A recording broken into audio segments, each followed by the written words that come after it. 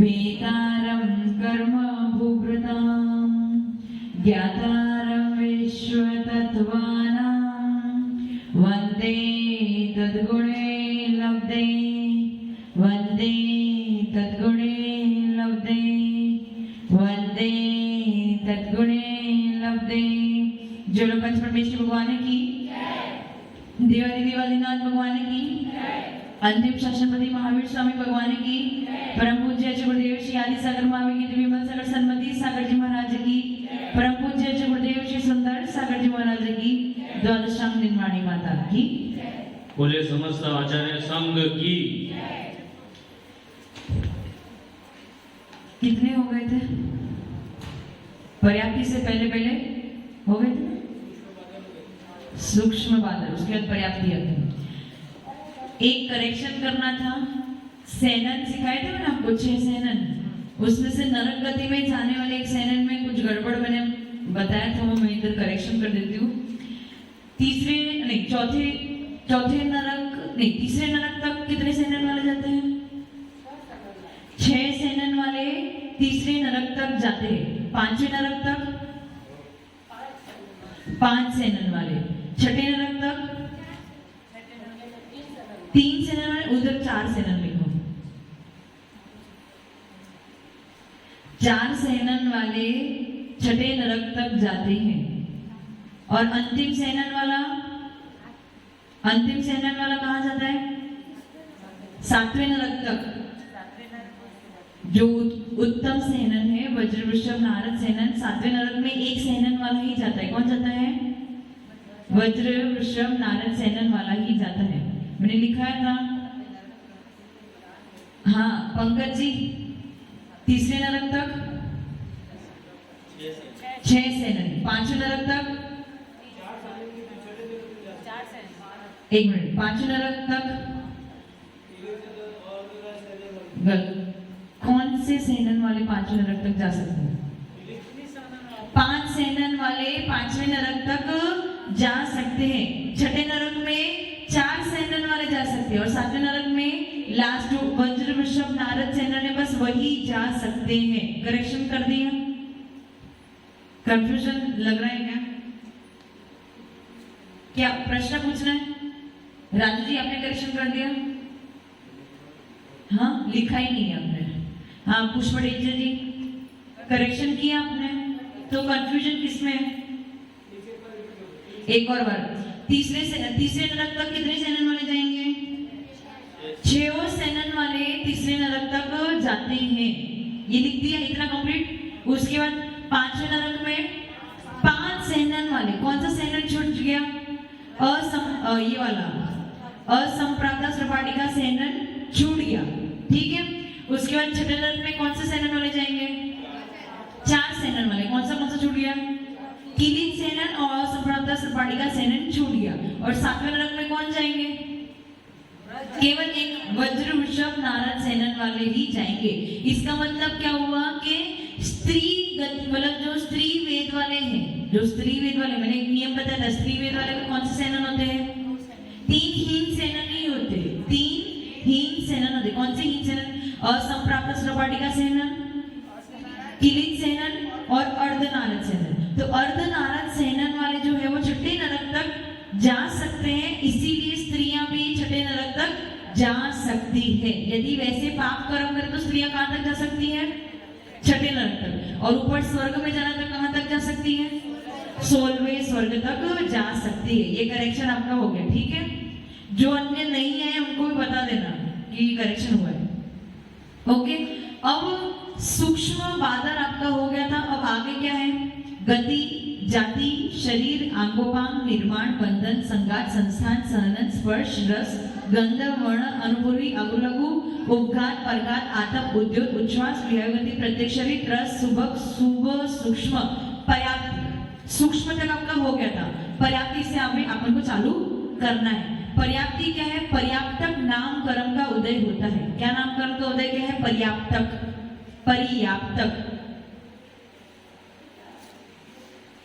जो शक्तियों से पूर्ण हो जाते हैं उन्हें पर्याप्तक कहते हैं।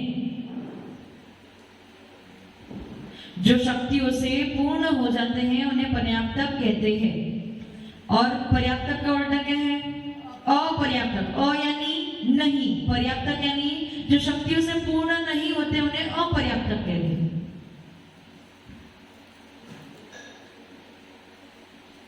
इतना लिख लिया। अब आपने वो छड़ाला में इसमें एक श्वास में 8-10 बार जन्म मरियो भरियो दुख भार, मतलब एक श्वास में कितनी बार जन्म मरण हो गया? 18 बार। ये किसका होगा?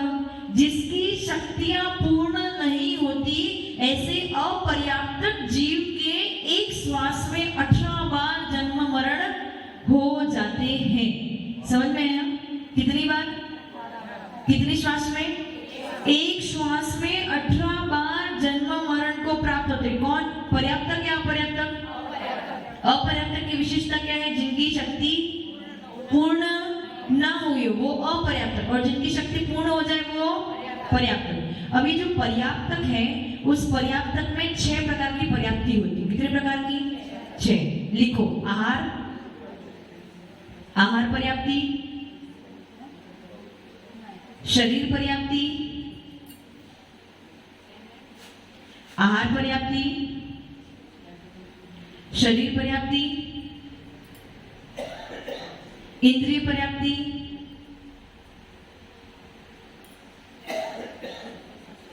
श्वासोश्वास पर्याप्ति। विजेता अभी हमने लिख लिया, मुझे पहले से लिख के लिया। श्वासोश्वास पर्याप्ति, भाषा पर्याप्ति और मन पर्याप्ति। मन पर्याप्ति कौन सी होगी? आहार पर्याप्ति, शरीर पर्याप्ति, इंद्रिय पर्याप्ति, श्वासोश्वास पर्याप्ति, भाषा पर्याप्ति और मन पर्याप्ति। अब मैंने आपको क्या बोला? पर्याप्तक नामकरण के उदय वाले जीव का क्या होगा? शक्तियां पूर्ण हो जाएगी। और अपर्याप्तक नामकरण के उदय वाले जीव का क्या होगा? शक्तियां पूर्ण। तो कौन सी शक्तियां पूर्ण करनी है? ये जो 6 शक्तियां मैंने लिखवाई है वो 6 शक्ति जिनकी पूर्ण हो जाएंगी वो क्या बन जाएंगे? पर्याप्तक। और जिनकी 6 शक्ति पूर्ण नहीं हो जाएंगी वो क्या बन जाएंगे? अपर्याप्तक। समझ में आया? समझ में आ रहा है? राजू जी क्या लिख रहे हो? 6 शक्ति है, 6 शक्तियां पूर्ण हो गई तो आप क्या बन जाओगे? पर्याप्तक। और नहीं हुई तो अपर्याप्तक। अगर अपर्याप्तक है जीव के साथ क्या होगा? अपर्याप्तक जीव के साथ क्या होगा? उसकी शक्ति पूर्ण नहीं होगी। जब शक्ति पूर्ण नहीं होगी तो वो ज्यादा जी नहीं सकता है, इसलिए उसका जन्म मरण कितनी बार होता है? एक श्वास में 18 बार जन्म मरण होता है। अब ये शक्तियां क्या है ये समझो। आहार पर्याप्ति, सबसे पहले क्या है? आहार पर्याप्ति। अब यहाँ पे इस आहार की बात नहीं चल रही, वो जो बाहर से आप शरीर नामकरण के उदय की वजह से क्या होता था? वर्गणाएं आती थी। कौन सी वर्गणाएं? औदारिक शरीर नामकरण के उदय के कारण औदारिक वर्गणाएं आती थी। औदारिक वर्गणाएं आती थी ना, औदारिक वर्गणाएं आती थी और आपके शरीर से बंध को प्राप्त हो जाती थी। अब वो बंध को प्राप्त हो जाएगी लेकिन उसका परिणमन होता है। किसमें परिणमन होता है? रस और खल भाग में। किसमें? आप जो खाना खाते हो ना उसका क्या होता है अंदर जाके? वो भी रस भाग और खल भाग में परिणमन होता है। उसका जो परिणमन होने की जो शक्ति है, परिणमन करने की जो शक्ति है, उसकी पूर्णता का नाम आहार पर्याप्ति है। आहार वर्गणाओं का रस और खल भाग में परिणमन करने की जो शक्ति की पूर्णता है उसे आहार पर्याप्ति कहते हैं। पहले इतना लिख लो फिर मैं आपको समझाऊंगी अच्छे से। आहार वर्गणाओं का रस और खल भाग में परिणमन करने की शक्ति की पूर्णता को, रस और खल भाग में परिणमन करने की शक्ति की पूर्णता को आहार पर्याप्ति कहते हैं।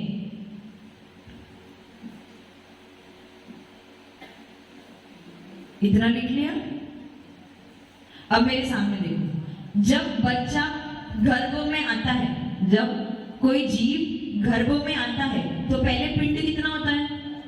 छोटा सा ही होता है ना कि बड़ा होता है? छोटा सा लेकिन यहाँ पे शक्ति पूर्ण करना मतलब उसके अंदर ऐसा मैकेनिज्म तैयार हो गया कि अब जब वो आहार वर्ण ग्रहण करेगा तो उसका क्या होगा, रस और खल भाग में परिणमन। तो इसकी शक्ति की पूर्णता, काम चालू नहीं हुआ है, सिर्फ शक्ति पूर्ण हुई है। मतलब आप जब कोई फैक्ट्री में मशीन बनाते हो ना, मशीन जब बनाते हो तो मशीन में कौन सा प्रोसेस किसके बाद होना है, ये जो डिसाइड करना है, ये जो प्रोसेस जो आपका फिक्स हो जाता है, उसकी शक्ति की पूर्णता। प्रोसेस चालू नहीं हुआ है, आपने मशीन चालू नहीं की है, केवल आपने शक्ति उसमें जो क्या बोलते हैं सॉफ्टवेयर डाला है कि आगे जाके ये ऐसा काम करेगा, तो ये शक्ति की पूर्णता हुई। अभी तो वो छोटा सा पिंड है, उसमें कौन सा रस और खल भाग बनेगा, अभी केवल उसकी शक्ति की तुझे ऐसे काम करना है। समझ में आया कैसे काम करना है?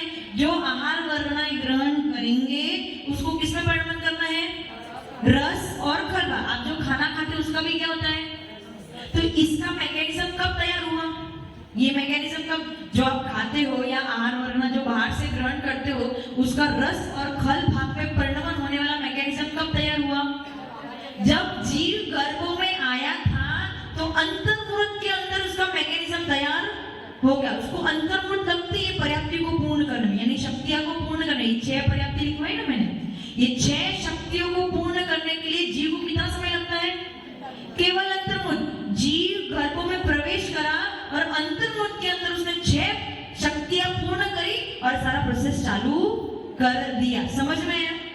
तो आहार पर्याप्ति का मतलब क्या, आहार वर्णा जो ग्रहण करी है उसको रस और खल भाग में परिणमन करने की जो शक्ति की पूर्णता है उसे आहार पर्याप्ति कहते हैं। यदि हमने खा लिया लेकिन उसका रस और खल भाग ना बने तो क्या होगा, जैसा खाया है वैसा का वैसा। समझ में आया? उसका रस और खल भाग बनना जरूरी है, तो किसके द्वारा बना जाएगा, ये आहार पर्याप्ति उसकी शक्ति पूर्ण करेगा और आगे जाके वैसा काम करेगा। समझ में आ गया? इतना हो गया। अब आहार पर्याप्ति के बाद दूसरा पर्याप्ति क्या है, शरीर पर्याप्ति। अब जो रस भाग है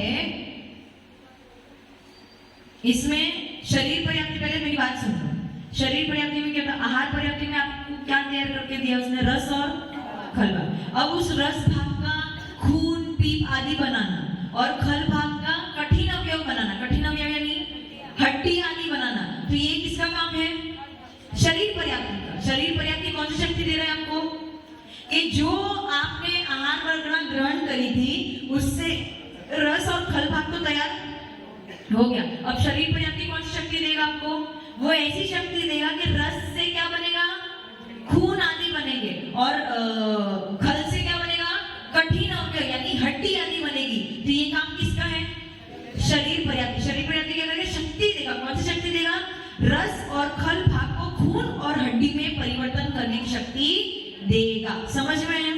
समझ में आ रहा है? यहाँ पे केवल शक्ति की बात चल रही है, परिणमन की बात नहीं चल रही। कि जब जीव पेट में यानी गर्भ में आता है तो प्रारंभ में इतना छोटा सा पिंड होता है, वहां पे हड्डी भी खून भी केवल मांस का छोटा सा टुकड़ा होता है, पिंड होता है, तो उसमें कुछ भी, परंतु यहाँ पे केवल वो मैकेनिज्म तैयार किया जाएगा, आगे जाके फ्यूचर में वो ऐसा काम करेगा। समझ में आ रहा है ना मैं क्या कह रही हूँ?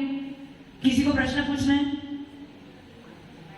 रस भाग को खून आदि में एवं खल भाग को कठिन अवयव अर्थात हड्डी आदि में परिवर्तन कराने की शक्ति की पूर्णता को शरीर पर्याप्ति कहते हैं। क्योंकि आपकी शरीर किससे बनेगा, खून, हड्डी, मांस, मज्जा, इससे तो आपका शरीर बनेगा। तो धीरे धीरे जब उसकी शक्ति पूर्ण होगी तब वो पिंड में क्या होगा, पिंड में क्या होगा, 2 शक्ति आपने पूर्ण कर दी।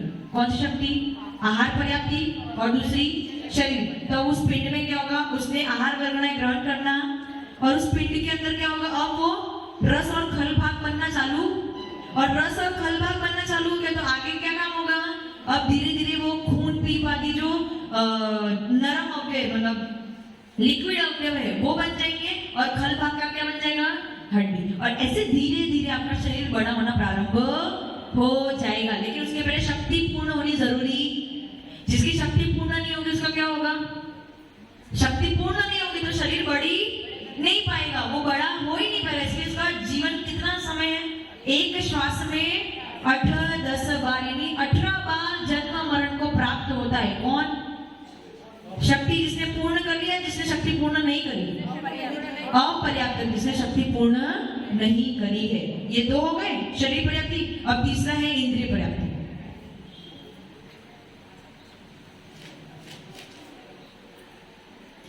इंद्रियों द्वारा विषय को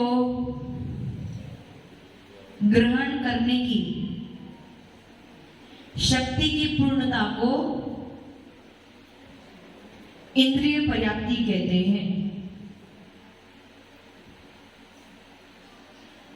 इंद्रिय द्वारा विषयों को ग्रहण करने की शक्ति की पूर्णता को इंद्रिय पर्याप्ति कहते हैं। अब इंद्रियां कितनी है आपके पास? स्पर्शन, रसना, घ्राण, चक्षु, कर्ण। जब जीव गर्भ में आया था तब उसके पास कितनी इंद्रियां थी?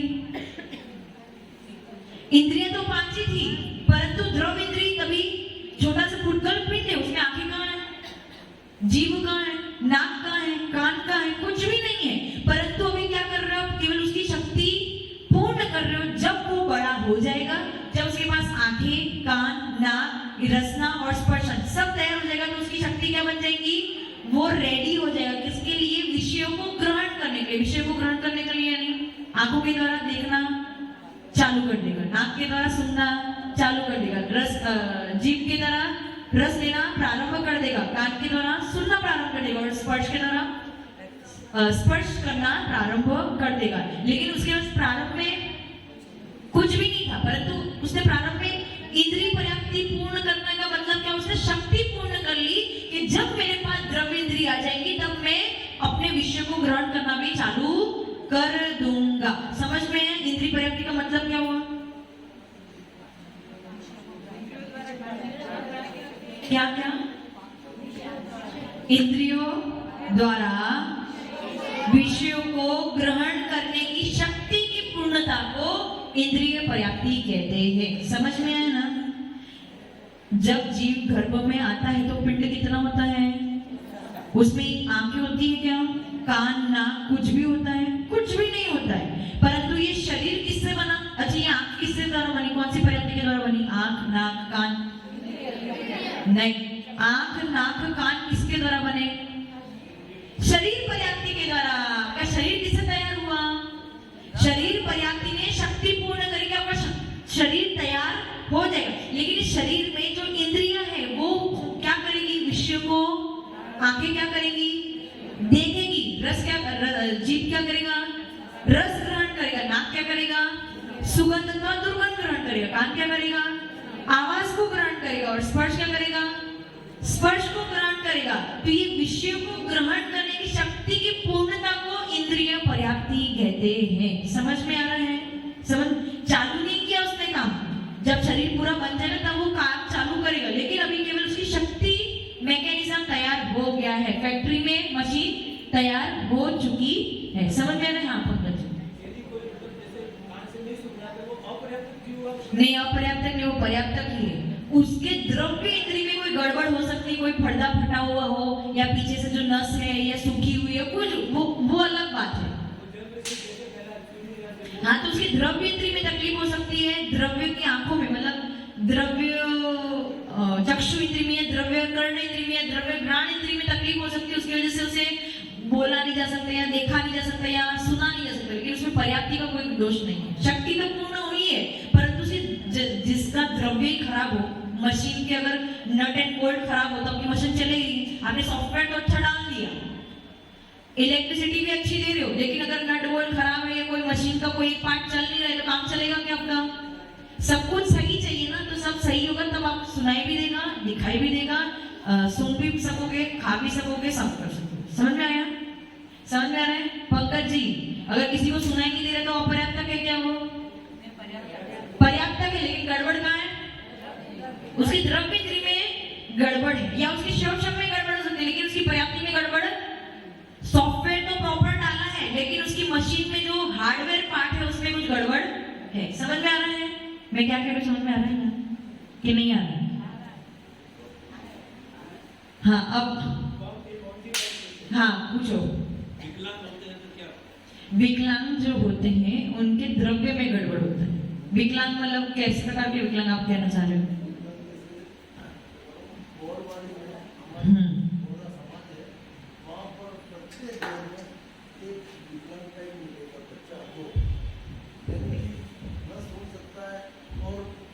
अर्ध पागल जैसे।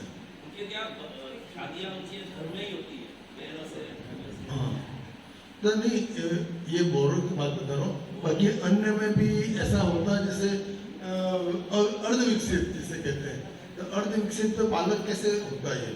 अर्ध विकसित बालक का पर्याप्त नामकरण से कोई लेना देना, उसकी पर्याप्ति तो पूर्ण हुई है, उसकी आंगोपांग नामकरण में गड़बड़ होगी या आंगोपांग या जो शरीर के रिलेटेड जो कर्म है, जो पुद्गल रिलेटेड कर्म है उधर गड़बड़ होगी, परंतु उसकी पर्याप्त नामकरण के उदय में कोई गड़बड़ नहीं होगी। उसकी पर्याप्ति तो शक्ति तो पूर्ण, शक्ति कब पूर्ण करनी है आपको?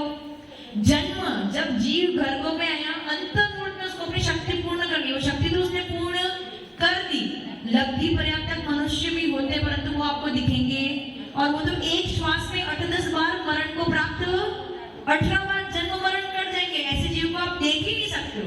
तो ये जो जीव आपको दिख रहे ना विकलांग है, तो उनके आंगोपांग नामकरण में कुछ गड़बड़ होगी जिसकी वजह से उनके आंगोपांग कुछ विकसित नहीं हुए या आंखों में गड़बड़ है या कहीं निर्माण नामकरण है, आंगोपांग नाम, इन सब में गड़बड़ होगी, लेकिन पर्याप्त नामकरण में कोई गड़बड़ नहीं है। अगर अपर्याप्त नामकरण उदय का उदय होता तो वो एक श्वास में 18 बार जन्म मरण को प्राप्त हो जाते। ऐसा तो नहीं है ना? समझ में आ गया?